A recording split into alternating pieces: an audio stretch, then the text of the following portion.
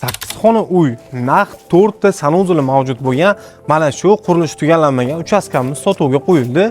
Uchastkamizni manzilini tushuntiradigan bo'lsam sizga, bu tomonimiz Uzgazoil zapravkani oldidan Sho'rovdan kirib 8 metr yaqinlikda masjiddan yaqin joyda joylashgan. Ikkinchi tomonimizdan Parses 7-musaffo ko'chadan kelasiz, 3 eshikda joylashgan. Hovlimiz fasad qismi juda ham keng, ko'rib turganingizdek to'liqligicha pishgan g'ishtda qurilgan.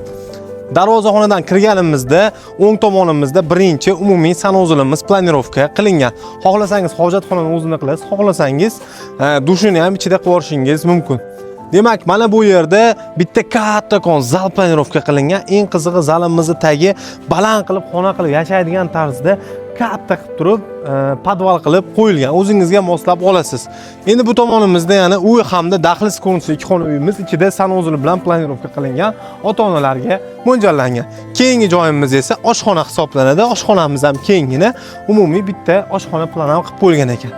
Undan keyingi uyimiz ham uy hamda daxliz ko'rinishida bo'ladi. Ichida kattakon sanuzuli mavjud. Bu katta o'g'ilga mo'ljallangan va uyimizning so'nggi to'rida esa yana bir uy daxliz ko'rinishida ikki xona uyimiz, ichida sanuzul bilan mo'ljal qilingan. Bu kichkina o'g'ilga. Ikkita aka-uka ota-onasi bilan birgalikda maza qilib yashaydigan hovli. Kommunal tarmoqdan suv, svetdan muammo yo'q.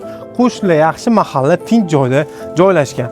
Ushbu qurilish tugallanmagan uchastkamizni hujjatlardan muammolar tarzida pulini sanaysiz.